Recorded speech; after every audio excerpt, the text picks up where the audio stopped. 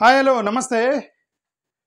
నేను అహ్మదాబాద్లో కూలిపోయినటువంటి విమానంలో 241 మంది ఆ బోర్డులో ఉంటే వాళ్ళలో మోర్ దాన్ 200 మెంబర్స్ ఇప్పుడే చనిపోయారని డిక్లేర్ చేశారు.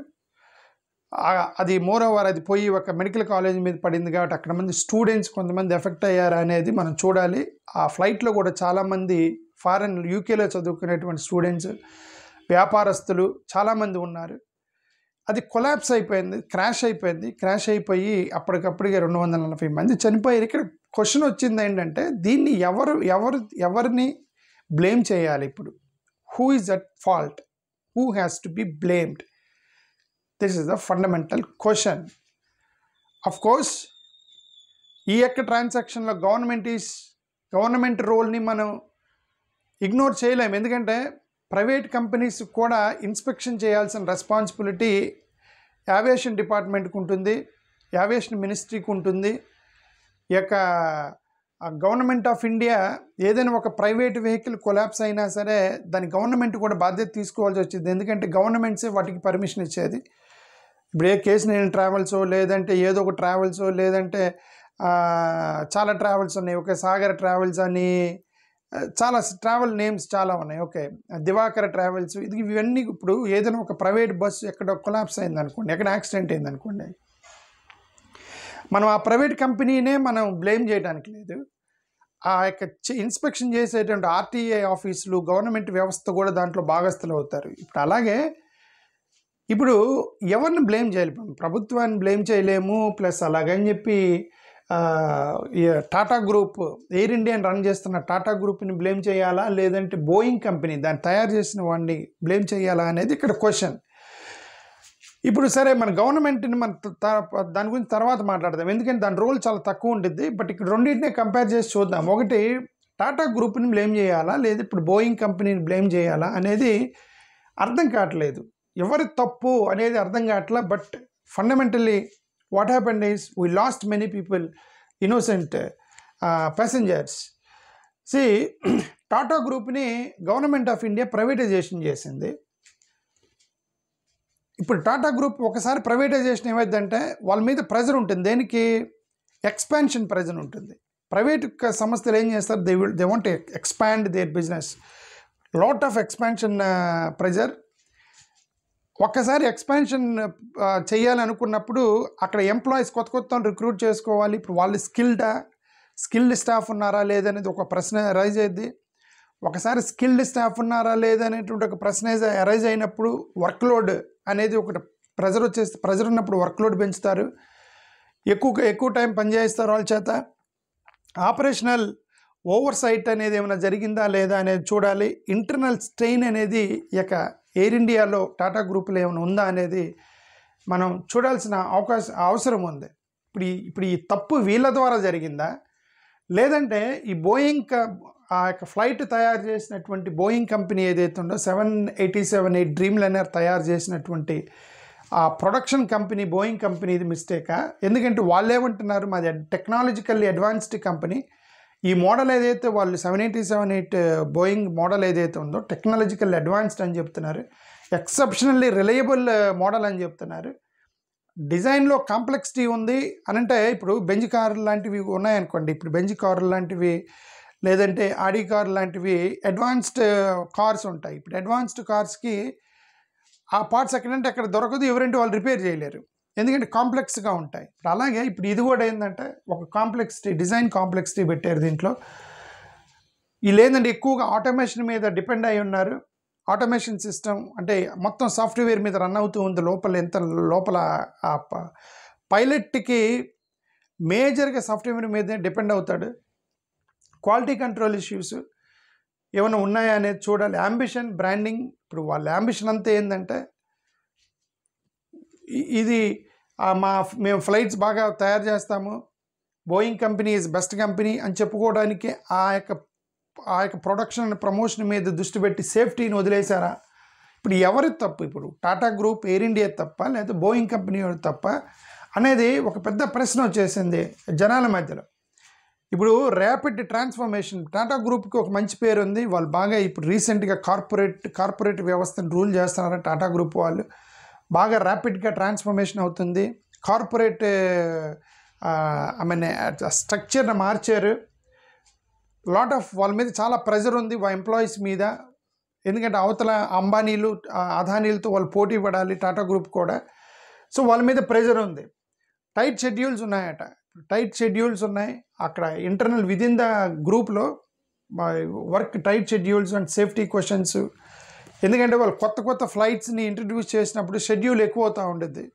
ఇప్పుడు అంతే కదా, ఒక 10 బస్సులు ఉన్నప్పుడు డ్రైవర్ల యొక్క షెడ్యూల్ డిఫరెంట్ ఉండేది, 20 బస్సులు అవైలబుల్గా ఉన్నప్పుడు షెడ్యూల్ డిఫరెంట్ ఉండేది.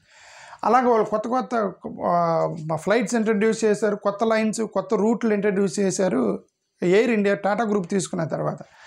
So maybe schedule problem, work load ఇవన్నీ కూడా పెరిగి ఉండొచ్చు ఆ టాటా గ్రూప్. ఇప్పుడు వీళ్ళని బ్లేమ్ చేయాలా, లేదంటే వీళ్ళే మాది ర్యాపిడ్ టెక్నాలజీ తోటి మేము టెక్నాలజీని లేటెస్ట్ టెక్నాలజీ వాడి తయారు చేసాము అని మన టెక్నాలజీ, కొత్త టెక్నాలజీ ఒక్కోసారి మిమ్మల్ని ముంచిద్ది, ఆ ప్రాబ్లమా? అడ్వాన్స్మెంట్ వాడేమో అని చెప్తున్నారా దాన్ని తయారు చేసే దాంట్లో?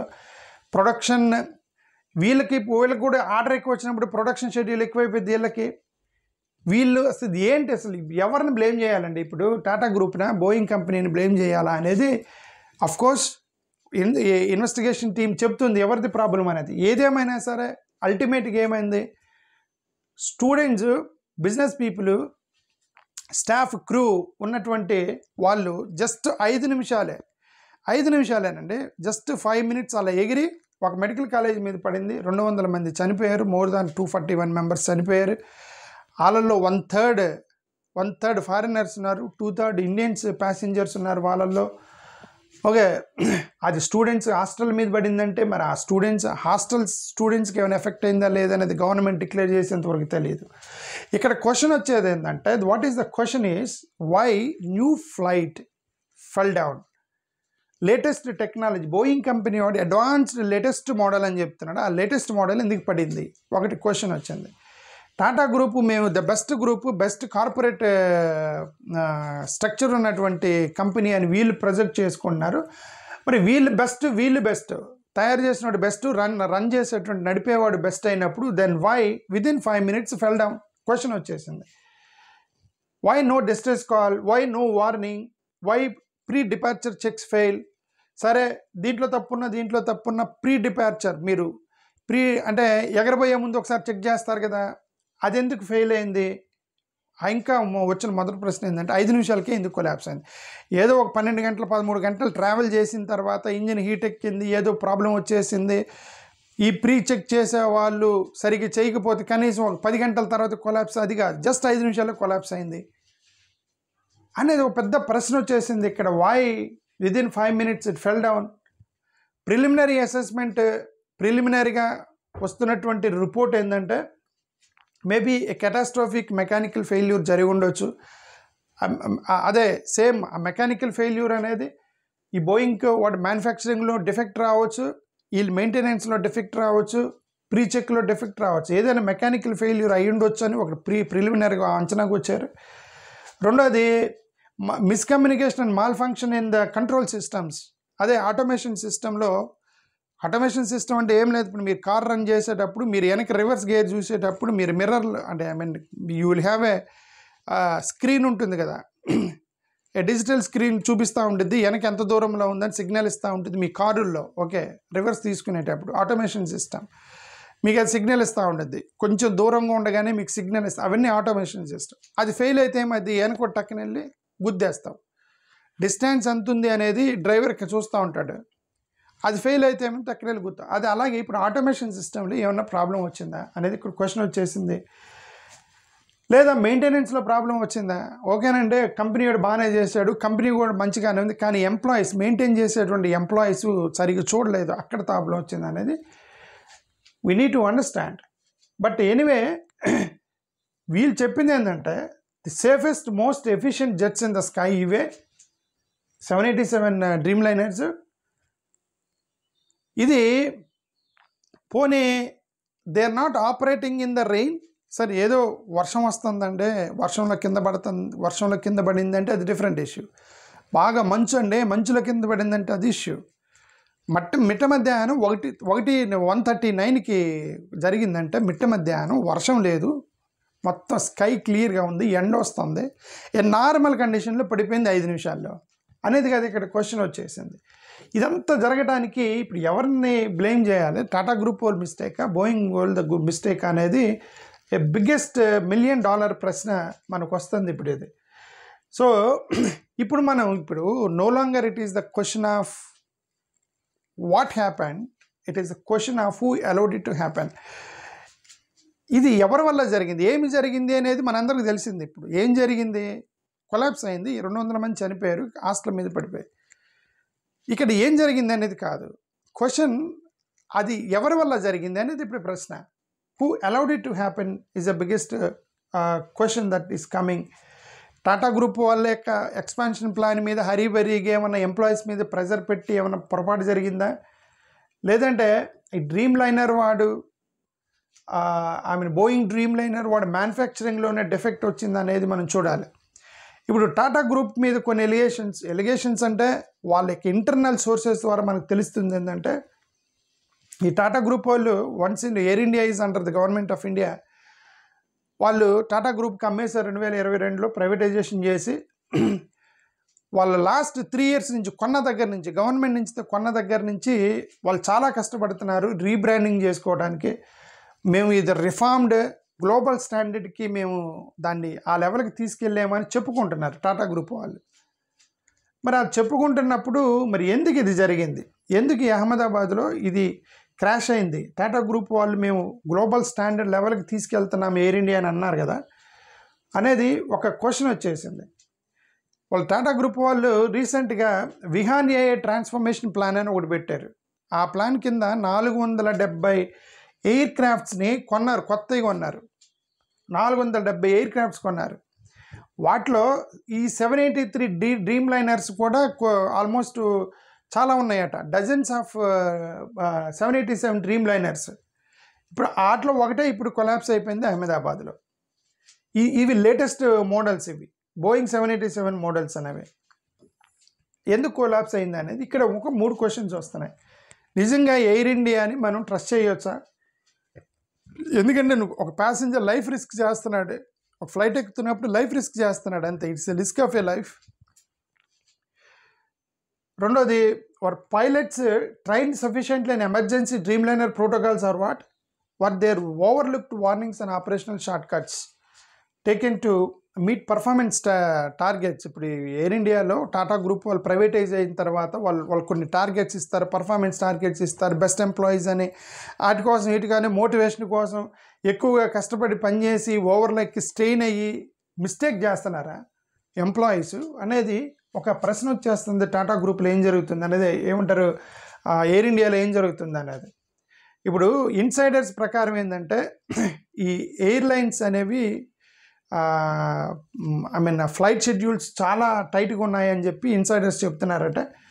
ఇంజనీర్స్, మెయింటెనెన్స్ స్టాఫ్ కూడా ఎక్కువగా లాంగర్ షిఫ్ట్స్ వర్క్ చేస్తున్నారట ఎయిర్ ఇండియాలో అని చెప్తున్నారు. బట్ కాకపోతే ఇప్పుడు బోయింగ్ కంపెనీకి వస్తే ఇప్పుడు ఇవి చూసినప్పుడు మేబీ ఎయిర్ ఇండియాలో ఏదో మిస్టేక్ జరిగి ఉండొచ్చు అని అనిపిస్తుంది. బట్ వేరేజ్ ఈ బోయింగ్ కంపెనీ వీటి చూస్తే ఏంటంటే, వీళ్ళు ఏం చెప్తున్నారు, Boeing company 787 was design is cutting edge leap in commercial aviation. It's a cutting edge leap అట. ఇది కనిపెట్టి ఈ బోయింగ్ కంపెనీ వాళ్ళు అది కమర్షియల్ ఏవియేషన్లో ఇది ఒక కటింగ్ ఎడ్జ్ లీప్ లాంటిది అని చెప్పి ప్రమోట్ చేసుకున్నారు వీళ్ళు. వాళ్ళు ఏమన్నారు, ఇది light weight, composite, fuselage, fuel efficient engines, advanced cockpit technology, right, చాలా చెప్పారు. ఇది passenger appreciated, the cabin pressure, larger windows, quieter ride, profit, ఏదో చెప్పారండి. ఇవన్నీ చెప్పుకున్నారు. వీళ్ళు అమ్మేటప్పుడు ఈ యొక్క ఎయిర్లైన్స్కి అమ్మేటప్పుడు ఈ తయారు చేసే బోయింగ్ కంపెనీ వాడు, ఓకే, వాళ్ళు అమ్మేటప్పుడు అవన్నీ చెప్పారు. ఇప్పుడు అవన్నీ చెప్పినప్పుడు ఇది ఎందుకు పడిపోయింది? ఇప్పుడు క్వశ్చన్ ఎందుకు వచ్చింది? జస్ట్ 5 నిమిషాల్లో నార్మల్ కండిషన్స్లో, వర్షం లేకుండా, యుద్ధం జరుగుతుంటే ఎవడో ఒకటి క్రాష్ చేసాడని, షాట్ డౌన్ చేసాడు అనుకోవచ్చు. నార్మల్ 1:30 మిట్ట మధ్యాహ్నం అంతా air, no flag, no air, no rain, no war, normal కండిషన్స్లో 5 నిమిషాల్లో, ఎగిరిన 5 నిమిషాల్లో కింద పడిపోయింది ఒక కాలేజీ మీద. ఎందుకు అనేది ప్రశ్న వస్తుంది, ఈ బోయింగ్ కంపెనీ వాడి మీద కూడా డౌట్ వస్తుంది, లేదంటే ఎయిర్ ఇండియా కంపెనీ మీద డౌట్ వస్తుంది. వీళ్ళిద్దరిలో ఎవరో ఒక రీజన్ అయి ఉండాలి దీనికి అనేది మనకైతే అర్థమవుతుంది. 2013 ఆ టైంలో ఎందుకు ఈ విమానాలు కూలిపోతున్నాయంటే లిథియం అయాన్ బేస్డ్ బ్యాటరీలు ఫైర్ అంటుకుంటున్నాయి అని చెప్పి వాళ్ళు తేల్చారు. ఈ బోయింగ్ కంపెనీ వాడు నానా కష్టపడి రీసెర్చ్ చేసి వాడు కొత్త దాన్ని రెక్టిఫై చేశారని చెప్పి ప్రకటించాడు. ఇదిగోండి ఈ లిథియం అయాన్ బేస్డ్ బ్యాటరీస్ ఇక్కడి నుంచి ఫైర్ అంటుకోవు, మేము రెక్టిఫై చేసామన్నాడు. కానీ ఆ తర్వాత షార్ట్ సర్క్యూట్ రావడం మొదలెట్టింది, ఎలక్ట్రికల్ సిస్టంలో ప్రాబ్లమ్స్ రావడం మొదలెట్టాయి. వాటిని కూడా మేము రెక్టిఫై చేసామన్నారు. రెక్టిఫై చేస్తే మళ్ళీ ఇప్పుడు ఇది ఎందుకు పడింది అహ్మదాబాద్లో అనేది ఒక ప్రశ్న వచ్చేసింది. ఓకే, ఇంక మూడోది ఆటోమేషన్ సిస్టమ్. ఇది ఫైనల్గా డౌట్ ఏంటంటే ఆటోమేషన్ సిస్టమ్ మీద డౌట్. ఇప్పుడు ఈ ఎంటైర్ బోయింగ్ 787 డ్రీమ్ లైనర్ అన్నోడు ఎక్కువగా ఆటోమేషన్ సిస్టమ్ మీద డిపెండ్ అయ్యాడు. అంటే నావిగేషన్ చేస్తే ఆటోమేషన్ సిస్టమ్ ఏం చేస్తుంది, నావిగేషన్ కనిపిస్తూ ఉంటుంది, రూట్ చెప్తూ ఉండేది, ఎట్లా వెళ్ళాలి మీకు గూగుల్ మ్యాప్ చెప్పినట్టు ఒకటి నావిగేషన్ చేస్తూ ఉంటుంది. రెండోది తనకి హింట్స్ ఇస్తూ ఉండేది, కొండలు ఏమైనా వస్తున్నాయా, మధ్యలో కొండలు తగులుతాయా, లేదంటే మేఘాల్లో వర్షాలు వస్తాయా, లేదంటే ఏంటి అనేది వెదర్ మొత్తం కూడా ఆటోమేషన్ సాఫ్ట్వేర్ మీద డిపెండ్ అయ్యి పైలట్ నడుపుతూ ఉంటాడు. ఓకే, అది ఎక్కడ తేడా వచ్చినా సరే ఏం చేసేది, టక్కున వెళ్ళి గుద్దేసుకునేది, ఏదానికోదానికి గుద్దుకునేది. ఇప్పుడు ఆటోమేషన్ సిస్టమ్ మీద డౌట్ వచ్చేసింది. ఎందుకంటే ఈ 787 వాడు ఎక్కువగా ప్రమోట్ చేసింది ఆటోమేషనే ప్రమోట్ చేశాడు. ఫ్లైట్ నడపదండి సాఫ్ట్వేర్ నడిపిద్ది అని చెప్పి ప్రమోట్ చేసుకున్నాడు ఈ బోయింగ్ 787 ఆ మోడల్ని. ఇప్పుడు సాఫ్ట్వేర్ పైలట్ నడపడు, సాఫ్ట్వేర్ నడుపుతాడు అంటే సాఫ్ట్వేర్ కొలాప్స్ అయితే ఇంకా పైలట్ ఏముంది కూలిపోయేది. అదేమన్నా జరిగిందా అనేది ఇక్కడ ఒక పెద్ద ప్రశ్న వచ్చింది. సరే ఏదైనా సరే ఇది ఏం జరిగింది అనేది గవర్నమెంట్ చెప్పిద్ది. So sad, we are paying our condolences to all the families who lost their family members. ఇలాంటి ఇంక జరగకుండా చూడాలని మనం కోరుకుంటున్నాము. మరి ఇప్పుడు ఈ రెండింటి గురించి చెప్పాం కదా, గవర్నమెంట్ పాత్ర లేదంటే గవర్నమెంట్ పాత్ర ఉండిద్ది. యూ హ్యావ్ టు, అందుకే చెప్తున్నాం. ఎందుకే ఇప్పుడు నేను రీసెంట్గా చంద్రబాబు నాయుడు గారు ఒక నిర్ణయం తీసుకున్నారు, 1 గంట వర్క్లోడ్ పెంచండి అని. వర్క్లోడ్ పెంచితే ఏవే జరుగుతాయండి, పర్ఫార్మెన్స్ తగ్గిద్ది. వర్క్లోడ్ పెంచితే ప్రొడక్షన్ పెరగవచ్చండి, వర్క్లోడ్ పెంచితే ప్రొడక్షన్ పెంచవచ్చు, పర్ఫార్మెన్స్ పెరగదు, ప్రొడక్టివిటీ పెరగదు, స్ట్రెయిన్ అవుతారు ఎంప్లాయీస్, కరెక్ట్గా చేయలేరు. రోజుకు 8 గంటలు డ్రైవింగ్ చేయాలి డ్రైవర్ అన్నవాడు, పర్ఫెక్ట్గా నడుపుతాడు ఎక్కడ యాక్సిడెంట్ లేకుండా. నువ్వు రోజుకు 10 గంటలు నడిపిస్తే వాడు ఎక్కసారి గుద్దుతాడు పోయి. ఇదంతా కూడా గవర్నమెంట్ పాత్ర కూడా ఉండిద్ది. సరిగ్గా చెక్ చేయకపోవటం, ఈ యొక్క ఎయిర్ ఇండియాని ఎప్పటికప్పుడు ఇన్స్పెక్షన్ చేయకపోవటం, ఈ యావియేషన్ సంబంధించినటువంటి డిపార్ట్మెంట్ రోల్ కూడా, ఒకవేళ ఇది ఫెయిల్యూర్ ఏ రీజన్ అయినా సరే దీన్ని గవర్నమెంట్ కూడా బాధ్యత వహించాల్సి వచ్చింది. ఎనీవే, థ్యాంక్ యూ, నమస్కారం.